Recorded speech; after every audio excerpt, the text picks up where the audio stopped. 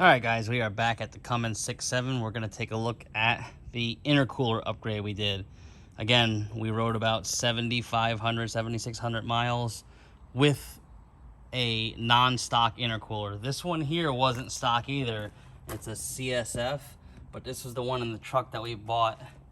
This was the one in the truck when we bought it, so this is all we had to compare it to.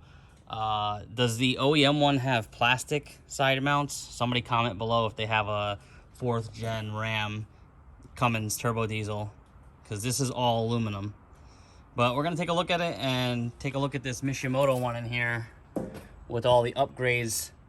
We got the big boost tubes, and in there is the actual intercooler. So first of all, we're gonna take a look at it. Thickness wise, this intercooler runs about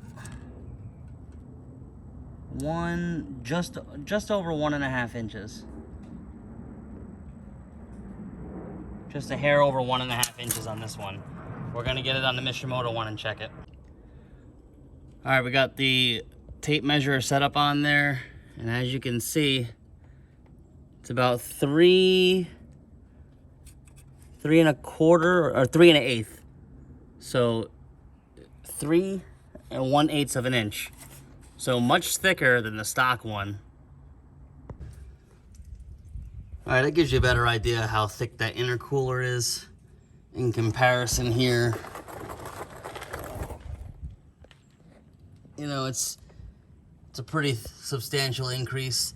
It does come with this little deflector plate here that helps keep the fan pulling air through the radiator on the stock radiator, but we did do the Mishimoto one with it, so the Mishimoto radiator does come with welded on side brackets, so it does make a pretty good seal and fit. And then we just use the OEM splash shield to protect everything from getting banged up on the road.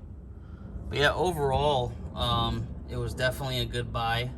This thing was much heavier and much tighter to get in with everything.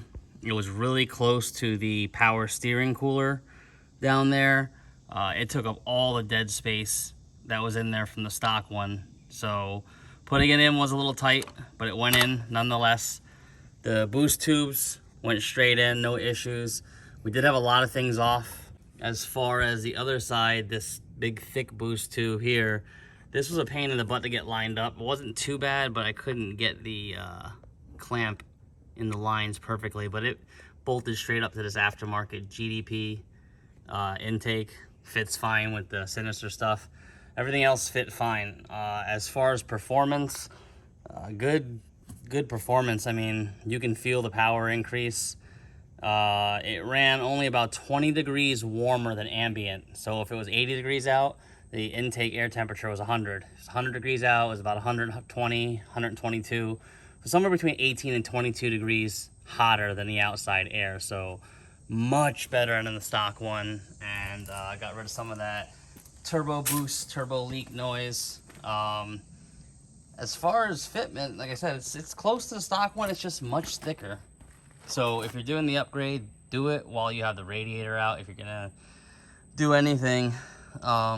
If not, it might be a little bit of a tight issue. Take the air filter out.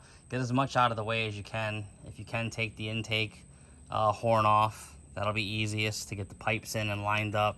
And put everything on basically hand tight first. Get it all together and you should be all right.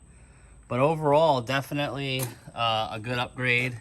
Solid, much heavier. And the intake air temps, like we said, are down about 20 degrees overall at all levels, and boost comes on strong. So yeah, definitely worth it if you can get it. It's a little expensive. I wouldn't jump in and get it if your OEM one's doing fine. You could use the money elsewhere first, but if you have nothing else left to do, the intercooler is definitely a good upgrade. Thanks for watching.